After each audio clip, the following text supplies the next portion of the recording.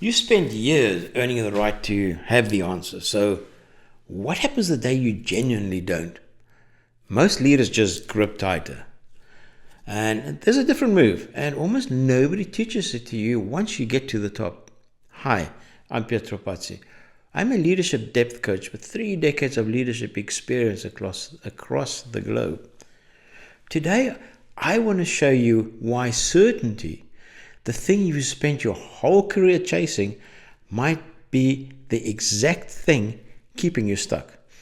And I'll show you what to build instead. So, not knowing stops feeling like a threat and starts feeling like room to move. We'll go through 3 mistakes leaders make when the path ahead seems unclear. Each one is a little more costly than the last. And near the end, I'll tell you a bit about the moment my own certainty fell apart completely and what showed up in its place.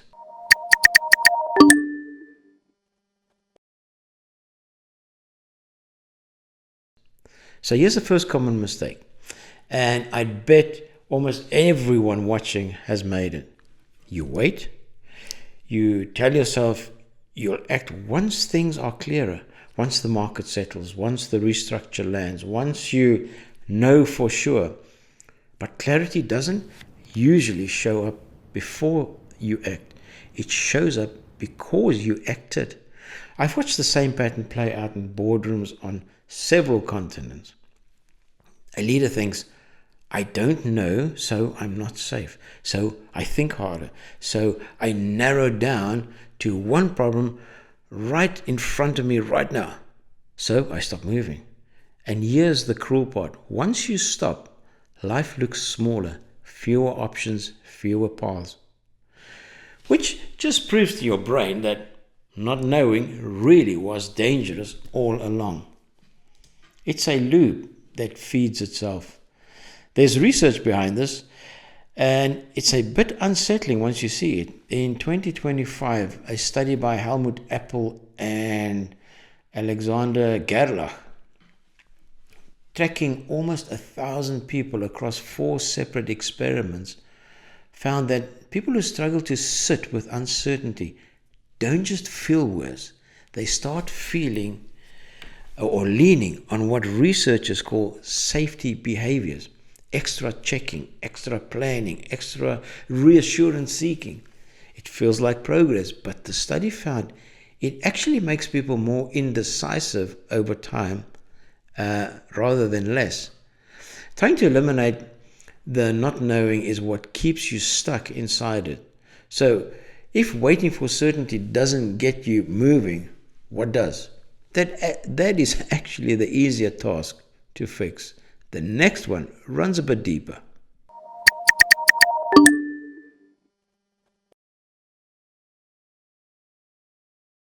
The second common mistake is that, and this one costs more because from the outside it looks like strength. You take control, you tighten the process, you double check every decision. Nothing moves without you, and for a while it works. But that's the trap. I call this the internal thermostat. All of us have a setting of how much uncertainty we can stand before we reach for control to bring the temperature back down. Most senior leaders have the thermostat set quite low. The problem isn't that control is bad. Sometimes you genuinely need it. The problem is when control becomes the only tool you reach for. Your field of vision narrows to whatever you can manage, and you end up solving yesterday's problems with today's resources. I once worked with a CEO, shop guy. He steered his company through 3 acquisitions, who told me he hadn't taken a real risk in 6 years, not because the opportunities weren't there. His thermostat was set so low that anything uncertain got filtered out before he even consciously noticed it.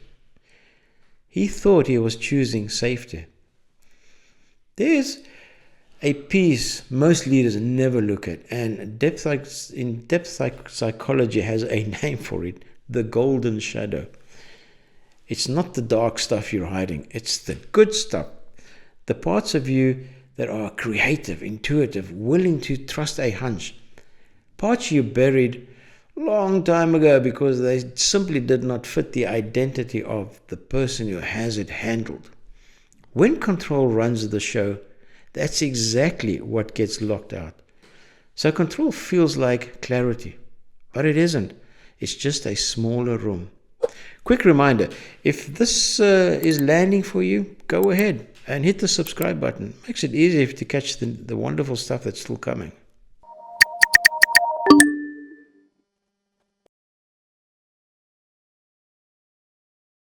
The third one isn't really a mistake, so much as a forgetting. You forget that a wider intelligence is available the moment you stop trying to run the whole show alone. I went bankrupt at the age of 26. Lost pretty much everything I'd built. I remember sitting there convinced that the only way forward was to figure it all out before I took another step. It took longer than I'd like to admit to realize that wasn't the truth. The turning point wasn't a plan. It was letting go of needing one and trusting something would show up if I kept moving anyway. Years later, I left a successful corporate career at the age of 52 to go live on a South Pacific island. No safety net, no 5-year plan. People thought I lost it. Honestly, and some nights I probably agreed with them. But the pattern kept repeating. Every real change in my life started after I stepped into not knowing, not after I'd resolved it. Bankruptcy, leaving corporate life, later going deep into consciousness work that most of my old colleagues would have raised an eyebrow at. Each time, I had to loosen my grip before anything new could show up. This is what individuation really means. Not becoming more polished, but becoming more whole. Trusting there's an intelligence in you and around you that sees more than your conscious mind can manage on its own. That's not a leap of faith into nothingness. It's a leap of trust into somethingness.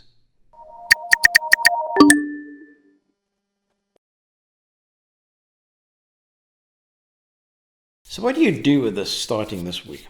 3 things. 1, when you catch yourself waiting for certainty before you act, ask a different question. Not, what do I need to know for sure, but what's the smallest next step I can take without it? Then take it. 2, check your own thermostat. Next time you reach for the control, pause for 10 seconds and ask what you might be filtering out by tightening your grip right now. 3, write down one thing about yourself you buried because it didn't fit the image of having it handled. Just name it. You don't have to act on it. Naming it is the start. Now remember that question from the beginning? What happens the day you don't have the answer? Here's what I've learned the hard way, more than once. You don't need the answer. You need trust that something bigger than you or than your own plan is already at work, and the willingness to keep moving while it reveals itself. That's the whole shift, from controlling life to participating in it. If this spoke to something in you, I'd love you to subscribe, because on this channel, we'll explore leadership, identity, inner work, transition, and what it means to live and lead with more depth.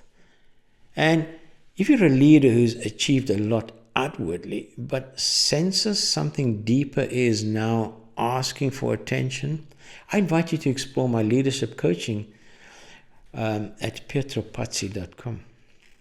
You can also book a complimentary 30-minute exploratory chat with me. I'll leave the link for both of those in the description.